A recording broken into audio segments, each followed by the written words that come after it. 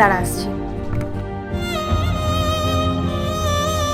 Ma'am, আপনার order. Rahul, দাদা আপনি ঈশিতার হাজবেন্ড? হুম। ঈশিতা দেখ, তোর হাজবেন্ড এসেছে।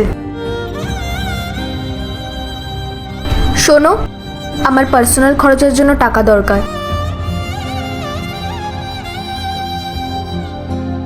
500 না, 5000 টাকা দাও। ঈশিতা, এখন আমার কাছে এ কটা টাকাই আছে, আর এখনো তো বাড়ি ভাড়াটাও দেইনি। প্লিজ তুমি একটু অ্যাডজাস্ট করে নাও।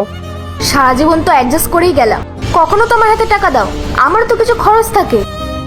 ঈশিতা, তুমি তো জানো আমার কাজটা কি। আমার দ্বারা যতটা পসিবল হয় আমি তো ততটাই করি। আমার কাছে শুধু বাড়ি ভাড়ার টাকাটাই আছে। আমি যদি তোমাকে এই টাকাটাও দিয়ে দিই, তাহলে আমি বাড়ি ভাড়া মেটাবো কি করে? আমি কি করে জানবো? আমি কিছু শুনতে চাই না, আমার শুধু টাকা চাই, বাস।